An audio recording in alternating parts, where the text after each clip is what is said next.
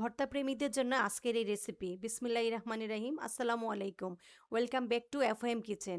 আজকে তৈরি করে দেখাবো খুবই মজাদার বরবটির একটা ভর্তা সিক্রেট ইনগ্রেডিয়েন্টস দিয়ে।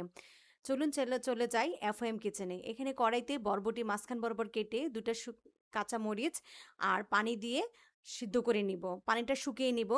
আর এখানে কড়াইতে 1 টেবিল চামচ সরিষার তেল, 4টি শুকনা মরিচ, 6-7 কোয়া রসুন, 2টি পেঁয়াজ মোটা করে কেটে দিলাম।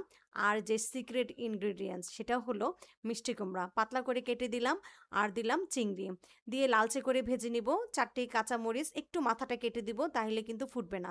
লালচে করে ভেজে নিলাম। আর যে বরবটিটা সিদ্ধ করে রেখেছিলাম সেটা দিয়ে আরও 2 মিনিট ভেজে নিব। ভাজা হয়ে গেলে এখানে আরেকটি সিক্রেট ইনগ্রেডিয়েন্টস, সেটা হলো ভাজা তেল দিয়ে এই 30 সেকেন্ড মতো ভেজে নিলাম। ভেজে ধনেপাতা কুচি দিয়ে দিলাম আর শিলপাটায় নিয়ে ভর্তাটা বানিয়ে নিব। ধনেপাতা দিলাম, স্বাদ মতো লবণ দিয়ে এখন আবার বেটে ভর্তাটা বানিয়ে নিলাম। সবার শেষে সরিষার তেল দিয়ে বানিয়ে নেব খুবই মজাদার বরবটির ভর্তা। এভাবে একটু বরবটির ভর্তাটা বানিয়ে দেখেন, গরম ভাতের সাথে সেই লাগে।